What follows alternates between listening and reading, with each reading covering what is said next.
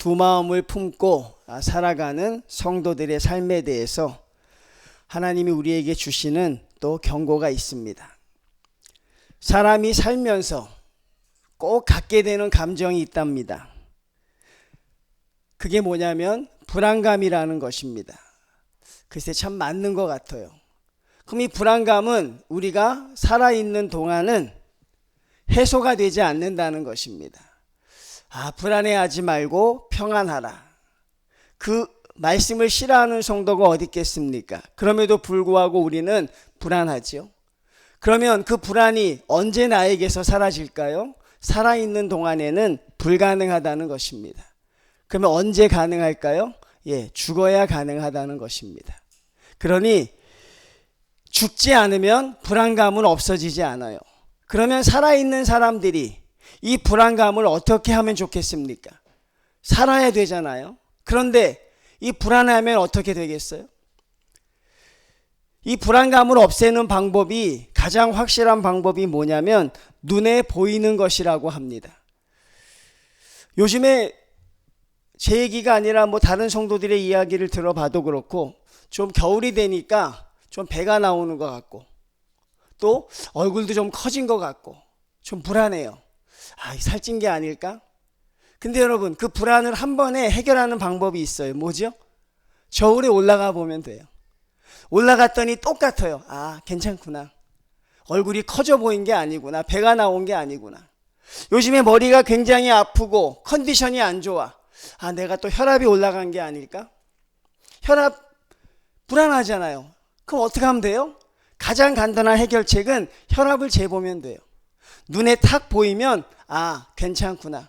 이게 현대인들이 불안함을 이기는 방법이라는 것입니다. 현대인뿐이 아니라 인간이 생존하면서 그 불안함을 이기는 방법은 눈에 보이는 것으로 해소했다는 것이에요. 그래서 아마 그들이 아론을 통하여 금송아지도 만든 것 같아요.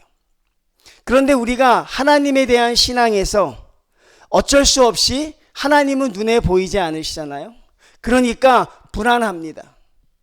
하나님이 계시는 건 알겠는데 우리 눈에 보이질 않아요. 하나님이 함께 하시는 건 알겠는데 그게 되지 않습니다. 그래서 인간들이 만들어낸 게 뭐냐면 그게 바로 우상입니다. 눈에 보이지 않기 때문에. 그러니 이 우상이 만들어진 과정은 그렇게 폐역하고 그렇게 무도한 것은 아니라 인간의 본성에 사실 근거한 것이죠. 그래서 결국 많은 사람들이 우상들을 만들어가고 있습니다. 오늘 저희가 읽은 본문도 그렇죠. 이스라엘은 열매 맺는 무성한 포도나무라. 말 자체가 참 뉘앙스가 묘하지 않습니까? 열매를 맺는데 무성하다고 이야기합니다. 열매를 맺는 풍성한, 열매를 맺는 좋은 포도나무가 아니라 무성하다는 것입니다. 이게 성경적으로 해석을 해보면요, 하나님이 없이 인간이 이룬 번영입니다. 하나님이 없이 그들이 이뤄낸 거예요. 그래서 그거를 무성하다고 합니다. 여기서 우리가 심각한 걸 한번 생각해 볼 필요가 있어요. 저는 어려서부터 유초동부를 다녔습니다. 교회에서 늘 배웠어요. 하나님이 함께 하셔야 너희가 잘 된다. 그거를 거의 계명처럼 지키고 살았어요. 그런데 오늘 그 계명이 깨지게 생긴 거죠. 무엇입니까? 하나님이 함께 하시지 않아도 얼마든지 번영을 누릴 수 있다는 것을 여러분들이 아셔야 돼요. 하나님이 함께 하시지 않아도 부를 획득할 수 있습니다. 하나님께 의지하지 않아도 높은 자리에 오를 수 있습니다. 하나님의 도움을 구하지 않아도 우리가 번영을 누릴 수 있다는 것을 말하고 있습니다. 그런데 성경은 번영을 누리고 있는 것을 말하는 것이 아니라 그 결과를 미리 얘기해 주고 있어요. 무성한 포도나무다. 결국 무엇입니까? 그것으로 끝날 것이다. 그러니 현재의 무성함에 취하지 말라는 것입니다. 많은 성도들이 현재의 무성함을 놓고 감사하는 사람들이 있습니다. 많은 사람들이 현재의 무성함을 놓고 하나님을 찬양하는 사람들이 있어요. 그런데 여러분, 그게 얼마나 가던가요? 하나님께서 2절에 그것을 모두 깨뜨려 버리시겠다고 말씀하지요. 그것은 안 된다는 것을 말하고 있습니다. 그러니 우리가 조금 더 지혜롭다면 이 번영이나 이 평화나 이런 이런 것들은 우리가 하나님의 도움 없이도 혹시 이룰 수 있는 가능성이 있지만 그 가능성을 성경은 결과로서 증명해내고 있는 것이죠. 어떤 것도 의미가 없다는 것입니다. 이스라엘 백성들은 하나님이 그들을 축복하시면 그것을 우상을 위하여 썼습니다. 제가 앞에서 설명한 것을 좀 들어보면 가능하죠. 눈에 보이지 않기 때문에 끊임없이 눈에 보이는 무엇인가를 만들고 싶어 했어요. 그래야 내가 오늘 살 수 있으니까. 그 열매가 많을수록 제단을 많게 하며, 그래서 이스라엘은요 제단이 매일같이 세워졌어요. 그들이 돈을 버는 족족 그들은 제단을 쌓았습니다. 왜? 눈에 보이는 바알신, 눈에 보이는 다른 신들을 만들었어요.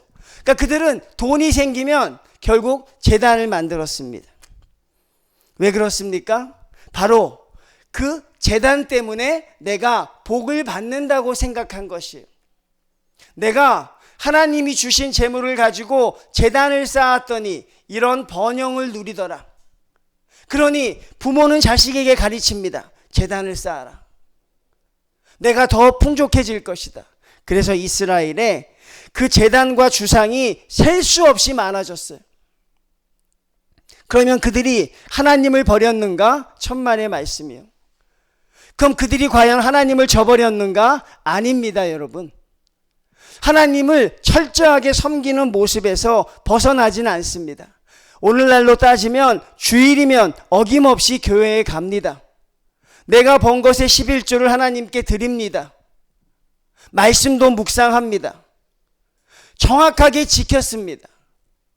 그렇지만 눈에 보이지 않는 하나님보단 눈에 보이는 우상이 그들에게 필요했던 것이죠. 그래서 등장하는 게 무엇입니까? 바로 두 마음입니다. 오늘날의 젊은 성도들은 이 말씀에 대해서 강하게 부인하는 사람들도 있어요. 우리가 이 세상을 살아가는데 어떻게 한 마음만을 가지고 살아갑니까? 우리는 교회에서 신앙생활도 해야 되고 세상에서 일반 국민으로 살아가야 합니다.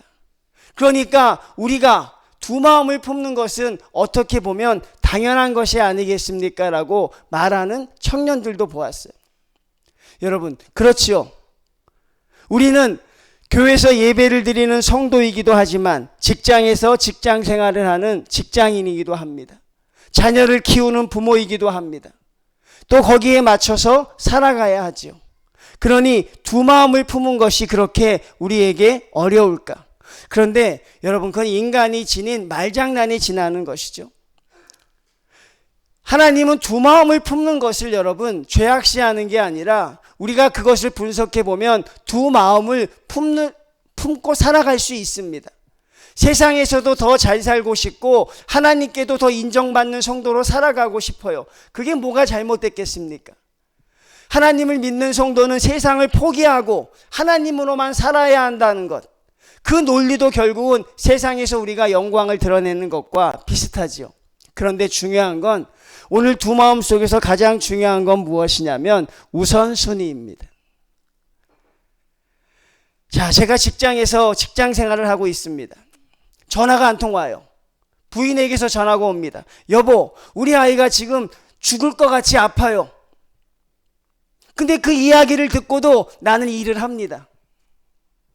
여보, 우리 아이가 숨 넘어갈 것 같아. 괜찮아. 그리고 나는 일을 해요. 그 사람의 우선순위는 어디 있는 거예요? 자녀에게 있는 게 아니라 직장에 있는 것입니다. 여러분, 잘못된 거 아니겠습니까? 내 마음의 우선순위가 나의 사랑하는 자녀에게 있다면 일을 멈추고 자녀에게 뛰어가는 게 맞잖아요. 그런데 그 소식을 듣고도, 아이가 죽어 넘어간다는 말을 듣고도 나는 내일이 급한 거예요. 왜? 회사에서 이거 프로젝트 맞춰야 승진도 하고 내가 그래야 불이익이 없으니까 여러분, 그 일을 감당하는 사람 보고 우리가 이해가 돼야 안 돼요? 안 되잖아요. 여러분에게 모든 일이 있습니다. 영적인 일도 있고 육적인 일도 있습니다. 모두 다 완벽하게 해내셨으면 좋겠어요. 여러분, 모두 다 여러분들이 거기서 성공하는 성공자들이 되셨으면 좋겠습니다. 그런데 만약에 우선순위가 겹쳤을 때, 하나님의 일과 영적인 일과 육적인 일이 겹쳤을 때, 그때 여러분은 어떤 것을 택하겠느냐 하는 것이죠. 내가 요즘에 감사가 나오지 않아요. 내가 요즘에 찬양을 해도 즐겁지가 않아. 말씀을 봐도 괜히 짜증만 나고 그게 내 삶에 적용이 되지 않아요. 영적으로 병들었다는 것입니다. 그럼 우리가 거기에 더 우선순위를 둘 수 있는 그런 마음들이 있어야 한다는 것이에요. 여러분, 성경은 여러분들에게 그렇게 어려운 걸 강요하는 게 아니에요. 모든 걸 등지고 하나님만을 살아라. 이 성경을 잘못 이해한 젊은이들은 하나님만을 위해 살지는 못합니다라고 하지만 잘못 이해하고 있는 것입니다. 결국 이스라엘 백성들은 하나님을 섬겨야 할 때, 그리고 세상 일에 충실해야 할 때 그들은 그 마음이 혼용돼 버린 것이, 오늘날 성도들이 이런 두 마음으로 참 많이 살아가는 것 같아요. 여러분, 우선순위의 문제를 말하고 있습니다. 영적인 일에 여러분이 먼저 급함을 느끼는가? 내가 영적으로 회복하는 게 중요한가? 아니면 내 육적으로 내가 문제가 없는 게 중요한가? 그리고 오늘날 성도들이 그런 두 마음 속에 점점 익숙해져 버리는 것 같아요. 그게 가장 큰 문제라는 것입니다. 그게 죄가 된다는 것도 모르는 것이죠. 한 청년이 있었습니다. 열심히 공부해서 직장에 취직을 했어요. 근데 거기 가보고 그가 너무 힘들었습니다. 왜? 믿지 않는 사람들이 너무 많았기 때문에. 생각하는 게 달랐습니다. 그리고 문화도 달랐습니다. 그가 그 회사를 과감하게 사표를 내고 나옵니다. 사표를 내고 나온 이유는 너무나도 내가 신앙인인데 적응하기가 어려웠다는 것이죠.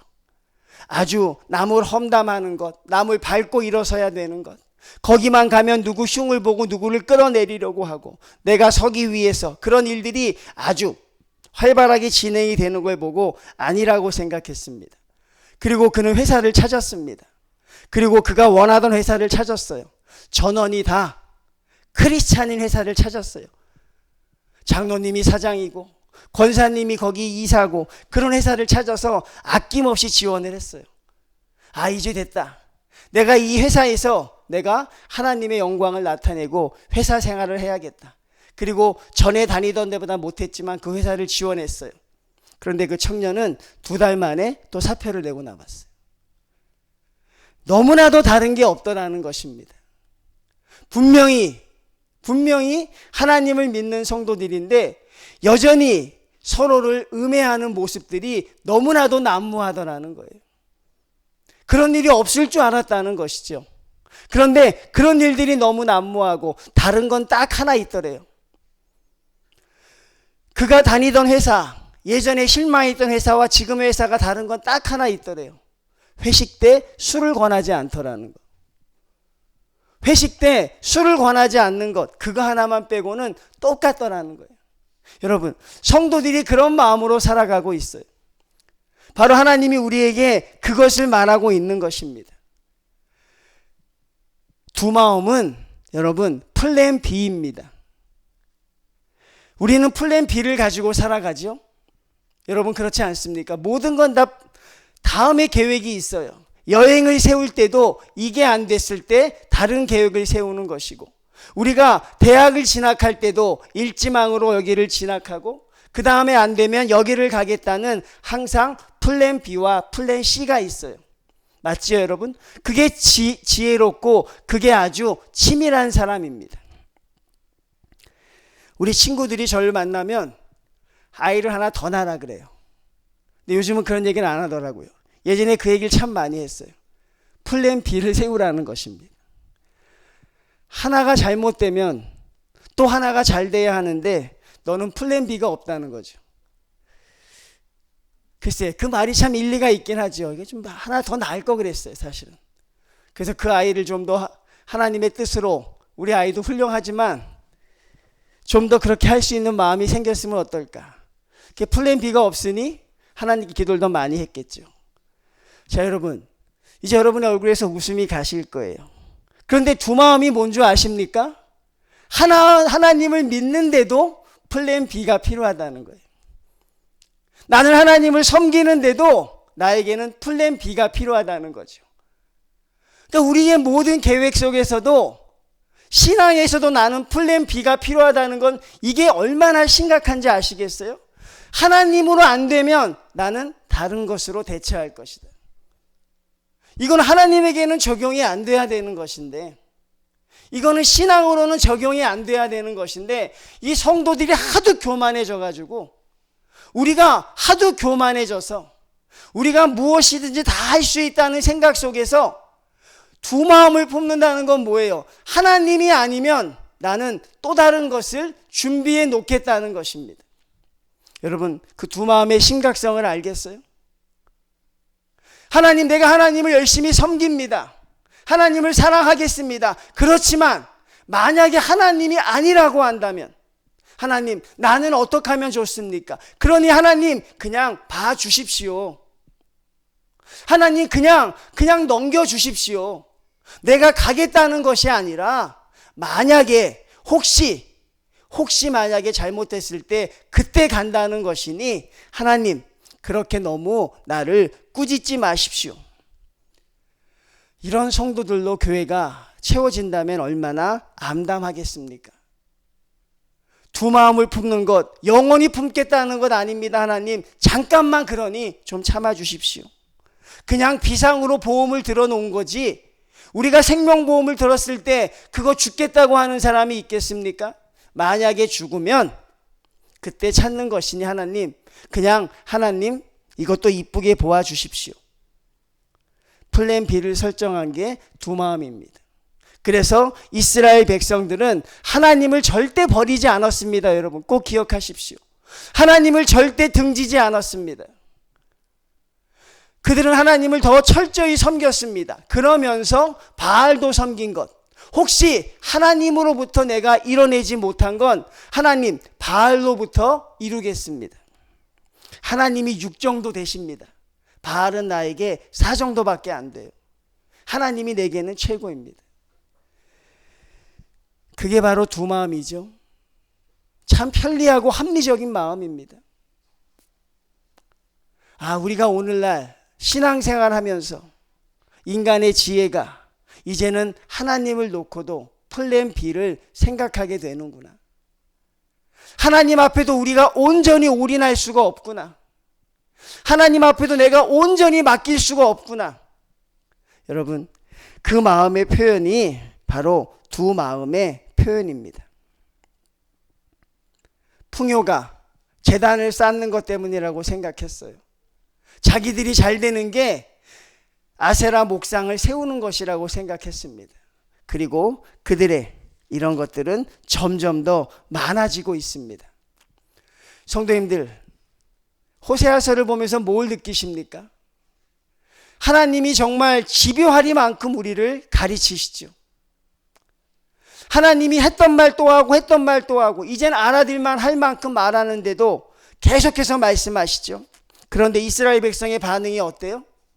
어떻습니까, 성도님들? 정말 이런 표현을 쓰는지 모르겠지만 정말 개야 짖어라 하는 말처럼 듣질 않아요. 돌이키질 않습니다. 어떻게 하면 좋습니까? 하나님 말씀에 슬퍼하는 사람이 없어요. 하나님 말씀에 돌이키는 사람이 없어요. 그러면 그들이 플랜 B라고 생각했던 우상에 대해서는 어떻게 생각했을까요? 그들이 늘 플랜 A가 하나님이고 플랜 B가 바알이라고 했던 그들의 우상에 대해서는 어떻게 했을까? 5절에 정확하게 나오고 있어요. 5절 제가 볼게요. 사마리아 주인이 베다웬의 송아지로 말미암아 두려워할 것이라. 그들이 두려워했던 건 하나님이 아니라 베델에 세워진 금송아지였습니다. 그 다음에 보십시오. 그 백성이 슬퍼합니다. 왜 슬퍼합니까? 6절. 그 송아지가 앗수르로 옮겨지거든요. 그러니까 통곡을 합니다. 아니, 하나님의 말씀 앞에선 그토록 반응하지 않던 그들이 하나님이 주 예수 그리스도를 십자가에 달려 돌아가셨다고 해도 눈물 한 방울 흘리지 않던 그들이 베델에 세워진 금송아지가 아수르로 가니까 통곡을 하고 있습니다. 슬퍼하고 있습니다. 그들만 슬퍼한 게 아니라 제사장들도 같이 슬퍼합니다. 하나님의 말씀에 그토록 무감각이었던 사람들이 자기들의 우상이 옮겨진다고 하니까 엉엉 울고 있다는 것입니다. 여러분, 이것이 얼마나 심각한 일입니까? 하나님에게서 반응하지 않던 그들이 그들의 우상이 옮겨지니까 이렇게 엉엉 울며 슬퍼합니다. 그리고 그 바알 신상을 두려워합니다. 여러분, 명확하게 한번 대답해 보십시오. 이들의 마음이 어디에 가 있는 것입니까? 이들이 지금 누구를 섬기고 있는 것입니까? 정말 이들이 하나님을 섬기고 있는 것입니까? 그런데 어떻게 하나님의 말씀에 그렇게 순종하지 않으면서 베델에 쏘아진 금송아지가 아수르로 갈 때 이렇게 통곡하며 울 수가 있습니까? 자신의 모든 걸 빼앗긴 것처럼 이렇게 망연자실할 수가 있겠느냐 하는 것입니다. 잘 생각하고 잘 해석하셔야 합니다. 결국 여러분은 무엇을 잃었을 때 가장 슬퍼하십니까? 성도님들, 여러분들은 무엇을 상실했을 때 가장 슬퍼하십니까? 하나님의 영광입니까? 나의 영광입니까? 결국 우리는 그 수준인 것이죠. 하나님의 말씀 앞에 그 어떤 것도 그들의 마음이 거기에 있지 못했습니다. 결국 그들은 여러분 한번 생각해 보겠습니다. 하나님 앞에 예배를 드릴 때 마음의 평안을 얻었던 게 아니라 바알 신에게 제사를 드릴 때 마음이 평안했던 것입니다. 그래서 하나님의 제단을 바알 제단으로 다 바꾸었습니다. 하나님의 제단을 다 바알의 제단으로 바꾸어 버렸어요. 그러면서 그들은 입술로만 하나님을 사랑한다고 하는 것입니다. 이게 두 마음의 현실인 것이에요. 주일날 요즘에 성도들이 많이 주일을 어기는 경우가 많습니다. 대부분 어느 경우 많이 어기냐면 여행을 많이 가요. 여행을 참 많이 갑니다. 뭐 그게 정확한 논리는 아니겠지만 조금 비약해서 말한다면 여행이 예배보다 마음이 편안하다는 것입니다. 그런 것을 반증하는 것이죠. 내가 세계를 돌아보고 여행하는 게 주일날 주님 앞에 예배 드렸을 때 그때보다 더 평안함을 얻는 것. 그러면 그 사람이 무엇이 사라졌을 때 슬피 울게 될까요? 우리는 그것을 알아야 하는 것이죠. 묵은 땅을 갈아엎어야 합니다. 교회에서 가장 듣기 싫은 말이, 오래 믿은 사람들이 가장 듣기 싫은 말이 묵은 신자라는 말이에요. 이 교회는 참 묵은 신자가 많아. 이 묵었다는 건 뭡니까? 감당이 안 된다는 거예요. 정말 예수님도 저 교회 가면 아마 오래 사역하지 못했을 거야. 묵었다는 것입니다. 아까 제가 한 말을 다시 떠올려 보십시오. 사람들이 불안감을 갖습니다. 불안해하는 사람들이 찾게 되는 게 있어요. 그게 뭐냐면 평안의 메시지입니다. 사람들이 참 단순해요, 여러분. 참 단순합니다. 그 말에 우리가 쉽게 현혹이 되잖아요.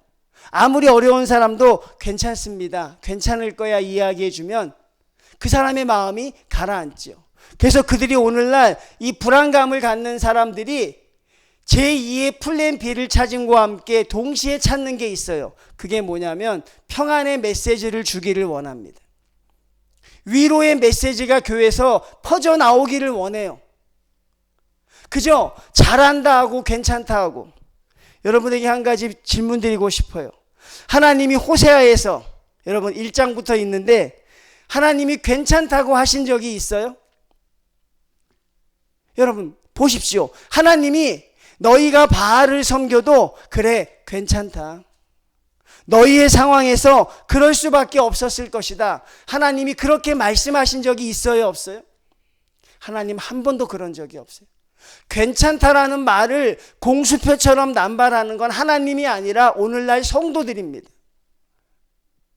오늘날 성도들이 가장 많이 쓰는 게 괜찮다는 것입니다. 왜? 불안해하는 사람에게 위로의 메시지를 줘야 되니까. 내가 주의를 지키지 못해요. 하나님의 것 하나님께 드리지 못해. 그들이 듣고 싶은 말이 무엇입니까? 괜찮다는 것입니다. 근데 하나님은 왜 괜찮다는 말을 하지 않으실까요? 하나님은 한 번쯤은 해주실 만하잖아요. 너희의 상황 속에서 그러는 거 내가 이해한다. 괜찮다고 말하지 않습니다. 왜 그런 줄 아십니까? 그런 위로가 문제의 해결책이 되지 못하는 걸 알기 때문에 그래요. 여러분, 묵은 땅에는 위로가 필요한 게 아니에요. 묵은 땅에 비료가 필요합니까? 묵은 땅에 영양분이 필요합니까? 아닙니다. 묵은 땅에 필요한 건 위로와 격려 이런 게 아니라 그것을 갈아엎을 수 있는 강력한 메시지이죠. 그거를 곡괭이로 파던 포크레인으로 파던 다 끄집어낼 수 있는 강력한 게 필요한 것이지, 묵은 땅에 위로가 무슨 해결책이 됩니까? 하나님은 이스라엘 백성을 향해서 값싼 위로를 하지 않습니다.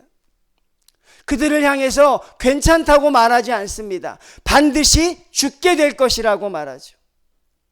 그게 묵은 땅이 기결되는 거예요. 근데 오늘날 성도들은 그런 이야기를 들으면 질색을 합니다. 평안의 메시지를 달라고 합니다. 우리가 또 내일을 살아가야 하니 그렇게 마음을 뒤집어 놓으면 어떻게 살겠습니까? 그냥 잘한다 해 주십시오. 괜찮다 해 주십시오. 그래야 우리가 살아갈 수 있습니다. 그런데 그것은 회칠한 무덤에 지나지 않는 것이죠. 사랑하는 성도님들, 하나님이 왜 괜찮다고 안 하시는지 그 이유를 알아야 합니다. 여러분의 묵은 땅이 기경되어야 하는 것이죠. 그것을 기경할 수 있는 것은 하나님의 말씀으로 갈아엎는 수밖에 없습니다. 갈아엎어서 다시 시작해야 합니다. 하나님의 말씀에 반응하지 못하는 사람들, 하나님의 말씀에 다 안다고 교만한 사람들, 성경을 통해서 한 가지 변하지 않는 사실을 발견하게 됐습니다. 그게 무엇이냐면 신명기 8장의 말씀이에요.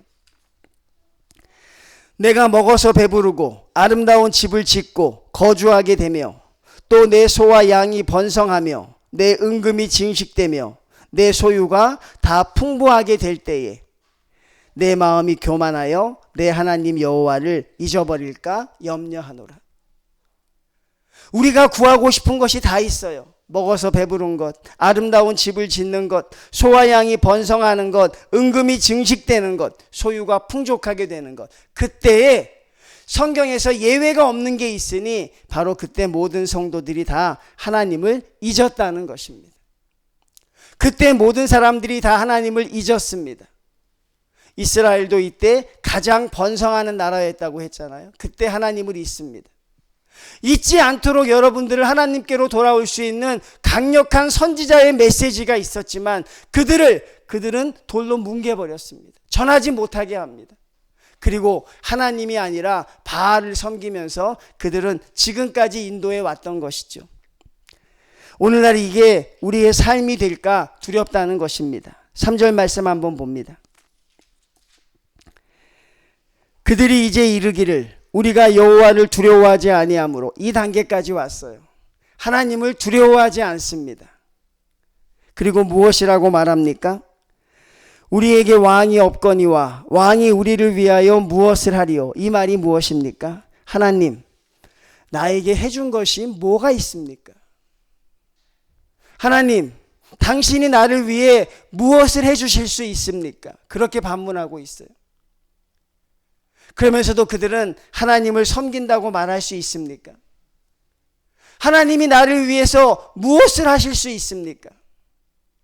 하나님 나에게 무엇을 해주셨습니까? 광야에서 먹지도 못하는 거 그런 거나 주시고, 마시지도 못하는 그런 물이나 주시고, 나를 얼마나 하나님이 주신 것이 무엇이 있습니까? 이렇게 주님과 드디어 대적을 하는 것이죠. 이게 두 마음의 결과입니다. 그럼 두 마음의 결과는 무엇입니까? 2절에 나와 있어요. 그들이 두 마음을 품었으니 성경은 머뭇거리지 않습니다. 이제 벌을 받을 것이라. 이제 하나님의 징계가 내릴 것이라 말합니다. 진정한 성공은 성도님들 하나님을 떠나는 것이 아닙니다. 진정한 성공은 하나님과 멀어지는 것이 아닙니다. 진정으로 성공하고 싶은 성도들이 있다면 여러분에게서 떠나십시오. 진정으로 승리하고 싶은 성도가 있다면 하나님이 아니라 여러분에게서 멀어지십시오. 그러면 하나님은 여러분에게 생각지도 못하는 은혜와 능력을 주실 줄로 믿습니다. 뭔가가 우리가 크게 잘못되어져 가고 있는 좀 삶을 살아가고 있는 것 같아요. 정말 중요한 걸 놓치고 중요하지 않은 것에 올인하며 살아가는 것 같아요. 안 그렇습니까? 정말 우리에게 중요한 게 무엇인데 중요하지 않은 것으로 그렇게 낭비하며 살아가고 있는 것 같아요. 오래도록 신앙생활하면서 저는 한동안 예배를 참 많이 관찰했어요. 어려서부터 예배를 참 많이 보고 교육자 생활을 하면서 예배를 참 많이 생각해 봤어요. 이 예배 시간에 모든 성도님들이 은혜롭게 예배를 참 잘 드리십니다. 그런데 예배 시간에 이렇게 잘 주무시는 분들이 있어요. 근데 그게 참 재밌어요. 조사해 보면 주로 어떤 사람이 자냐면 새벽 기도에 일찍 나왔던 사람, 주방 봉사하느라고 일하고 온 사람, 그리고 또 성도들 차량으로 준비한다고 차량하고 온 사람들은 예배 시간 전에는 얼마나 열심인지 몰라요. 그냥 땀을 뻘뻘 흘리고, 근데 예배만 시작하면 주무세요. 어릴 땐 그게 하나도 이상하지 않았는데 지금 생각해 보면 저분들이 잘못돼 가고 있구나. 정말 중요한 게 무엇일까? 여러분에게 있어서 가장 중요한 게 무엇일까? 여러분, 하나님의 말씀입니다. 말씀이 여러분을 살리니까 그것만큼은 죽음을 무릅쓰고 받아야 돼요. 주일날 교회 오셔서 그거 하나만큼은 받아가지고 가셔야 돼요. 다른 것은 못하더라도. 그런데 우리는 정말 중요하지 않은 것 때문에 중요한 것을 놓치고 있는 것이죠. 그런데 우리는 모든 성도들이 그렇게 예배를 드려도 집에 오면 예배 드리고 왔다 그럽니다. 예배 드리고 왔다 그래요. 그러니 그 성도의 영혼이 얼마나 피폐해질 수밖에 없겠어요. 그래서 아이러니하게도 목회자의 신앙이 항상 문제가 생길 수 있고 헌신자들의 신앙이 항상 문제가 생길 수 있습니다. 찬양 사역하는 청년들을 많이 봤는데 끝나고 나면 그들의 관심은 오늘 잘했냐입니다. 오늘 잘했어 우리? 은혜 좀 받대? 성도들이? 그 아이들을 바라보면 참 답답한 거지요. 하나님께 찬양을 드렸는데 그들의 관심은 야 오늘 좀 좋아하대? 어느 부분에서 피를 받았어? 글쎄 다 괜찮지만 그런 것들이 조금 쌓여서 하나님 앞에 두 마음을 품게 되는 성도로 갈까봐 그게 두려운 것이죠. 여러분, 하나님 앞에 플랜 B는 없습니다. 하나님 앞에 플랜 B는 없습니다. 하나님께 승부를 거십시오. 하나님께 올인하십시오. 그리고 불안해하지 마십시오. 하나님과 함께 거두게 되는 역사가 나타나게 될 줄로 믿습니다. 그러니 여러분 부탁합니다. 값싼 위로를 하지 마시고 해결책이 되지 않는 격려하지 마시고 진정으로 격려가 될 수 있는 하나님을 보여줄 수 있는 성도님들 한 사람 한 사람 그렇게 되셨으면 좋겠어요. 그리고 하나님 앞에 부끄럽지 않은 성도로 살아가시기를 주님의 이름으로 축원을 드립니다.